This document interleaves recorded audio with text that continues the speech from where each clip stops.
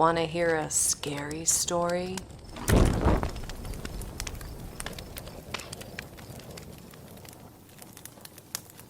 Veronica Jordan was the daughter of the richest man in town, and she loved to remind those around her whenever possible. She threw an elaborate party for every holiday, but none of the local children wanted to attend. Mr. Jordan, however, was quite a powerful man, and their parents would never allow them to decline an invitation. It was Halloween night, and as always, Veronica was hosting her annual event.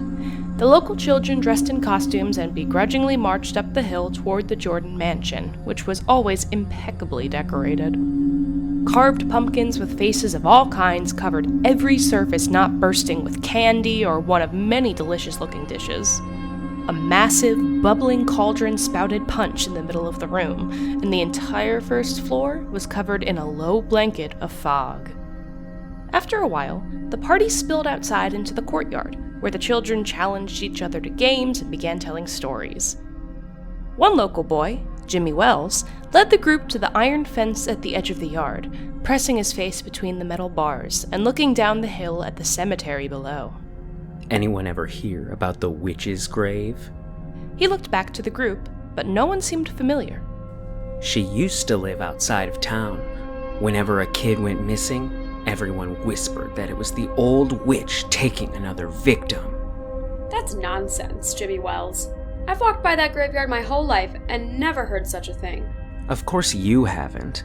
The wicked woman died and was buried all the way back there between those two weeping willow trees. Don't be stupid.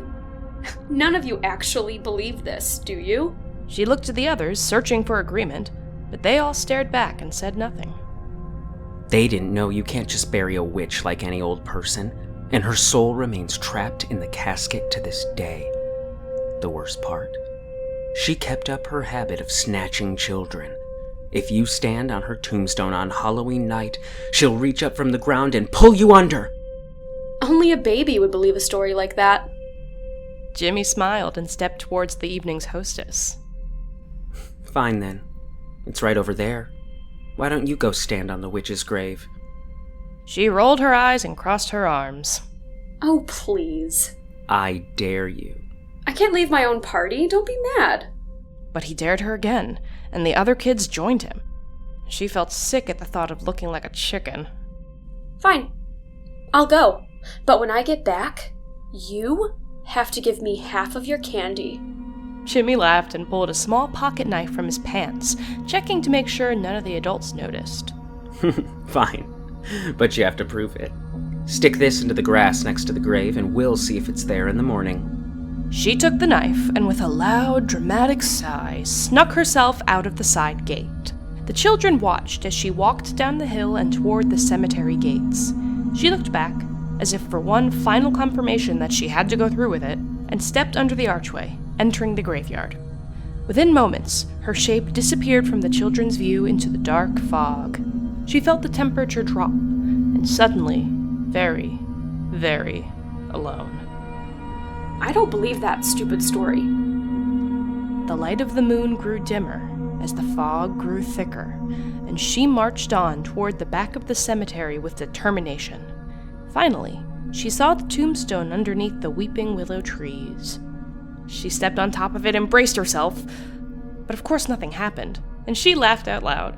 How stupid of Jimmy to give away half of his candy for something so simple. She plunged the pocket knife into the grass and attempted to step off the grave when she felt a strong tug at the back of her dress. Her eyes widened and she tried to move again, but couldn't. She was trapped in the grip of the witch's hand. The mansion fell silent as Veronica's piercing scream echoed across the skies. The entire party, servants and all, barreled down the hill towards the sound. It was the children who made it to the weeping willows first. There, they found Veronica lying across the grave. She was frozen, with her mouth crookedly open, eyes wide, and hands clenched into grasping claws. By her feet, Jimmy's pocket knife was stuck in the grass. Without realizing it, she'd stabbed through the fabric of her dress. Veronica had died of fright, but it was only the knife that held her.